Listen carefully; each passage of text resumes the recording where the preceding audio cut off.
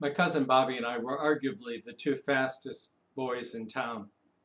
And so it was very rare on those evenings when we would gather to pick up sides for football that the two of us ever got to play on the same team. But on that particular night, we did. It was late in the game, the score was tied. We had the entire length of the field to go. The streetlights had just started to flicker, which meant we had moments before we would have to scatter for home lest we get in trouble with our parents. Time for one more play. It seemed hopeless. Bobby came bouncing into the huddle.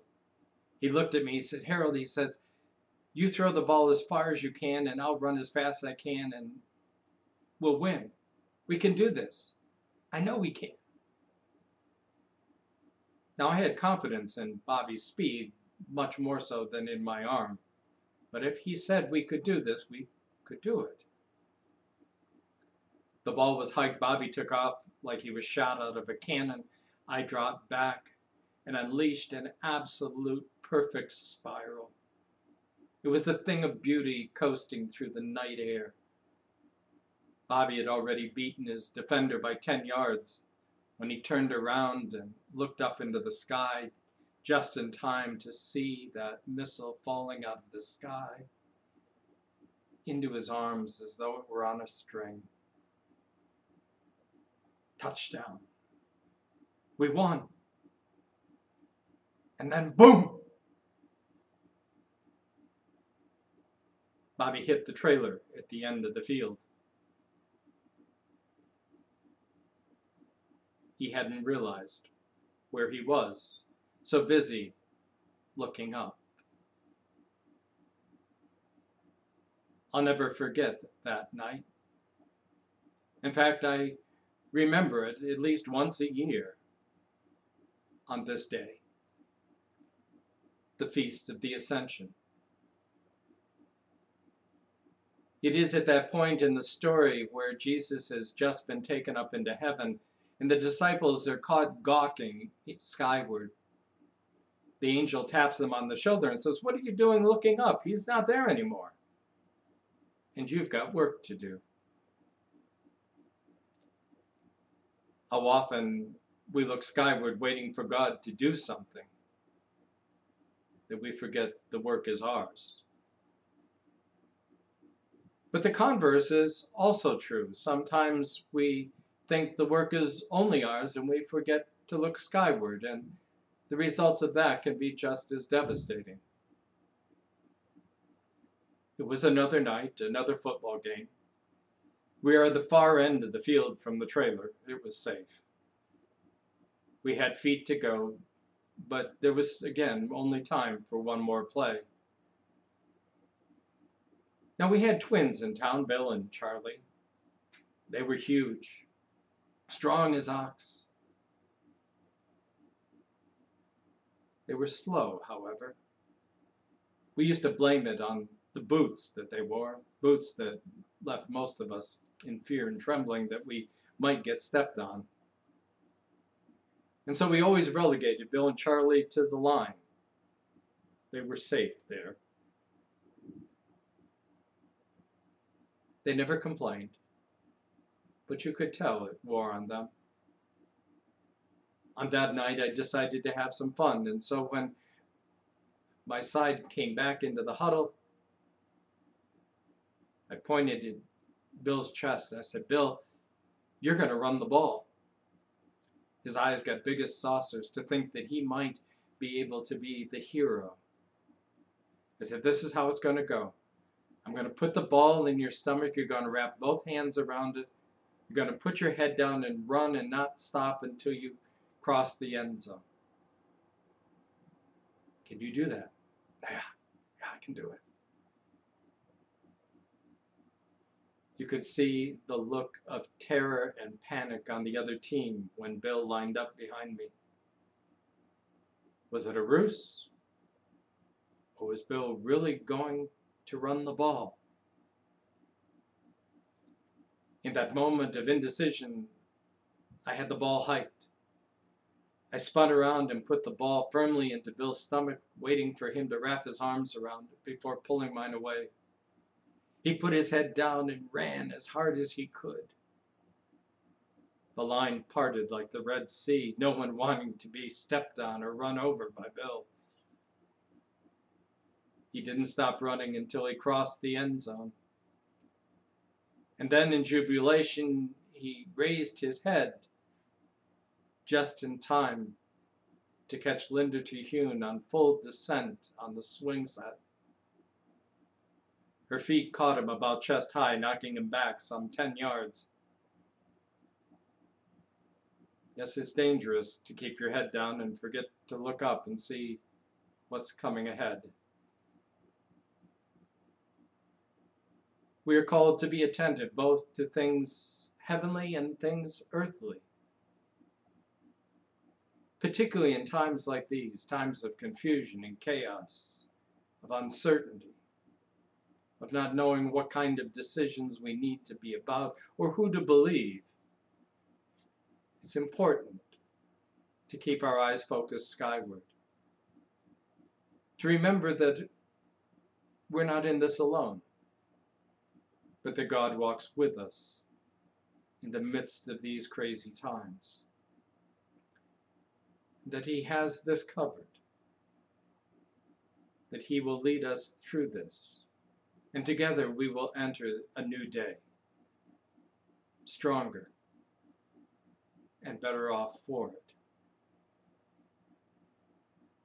It is time for us to keep our eyes focused skyward, from where our help will come, where that guidance in the midst of confusion, where the answers to our questions, to be in the midst of a time of discernment, of listening to what God is calling us to do and who He is calling us to be. It is also a time for us to be looking skyward in prayer, to remember those who are in need, those who mourn the death of loved ones, those who face the illness, those who care for the sick and the dying, those who provide for our needs, those who have been entrusted in positions of leadership. Yes, we need to be focused skyward, that we not be overwhelmed by the things of this day, that we might not think that it all rests on our shoulders, that we might not let our own egos and our own schemes and our own agendas override the needs of the greater good. But it is also time for us to be focused on the world around us, for that is where our work is done. And so it is a time for us to wash our hands, to wear our masks, to practice good social distancing, to keep closed what needs to be closed, and to slowly open what needs to be opened, to support our local businesses, to continue to order out a meal every once in a while to keep those restaurants that are able to stay open in business, to let them know that they are not alone, but that we are in there with them. It is most important for us in these days to stand in solidarity with those who cannot open because of the nature of their business or because of the economics. These are our neighbors who need us most, not only in these times, but in the times ahead. They're facing very difficult and life-changing decisions, questions of whether they will open again, or if they can ever do business in the same way. They need our support. They need us to be there financially, but they also need to know that they are not a lone voice advocating for themselves. but that we are there with them, standing side by side, that we may come through this together. And so we raise our voices to those in leadership who make decisions, that they may not forget those who cannot open, as well as those they are opening. We need to remember our leaders, to share with them our concerns and our support. We need also to thank those who are risking their lives for us each and every day. For those in the medical field,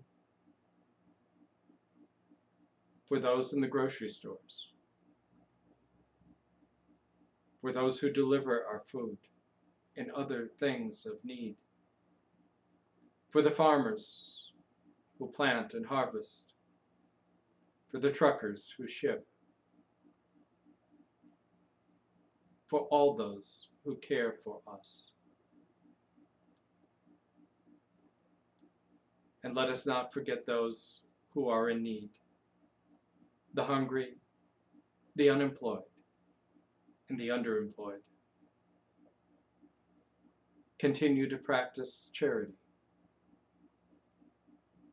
Continue to support those organizations that reach out and care for those who are in need, particularly economically, but also those in the domestic violence agencies and other agencies. There is much work for us to be done, for us to do. And we will need to be both attentive above as well as around us, or we will be overwhelmed. We will crash and burn and get blindsided by what lies ahead. But if we keep our focus, one eye up and one eye around, we will do well. For we have been called in these times to be a light in the midst of the darkness, to shine with the presence of Christ, that the world around us may see in us a ray of hope and light, that we may become leaders, that we may become a light to shine the way, that together, looking up and looking out, we may remember who we are and the work that we have been called to do. Come, live in the light, shine with the joy and the love of the Lord.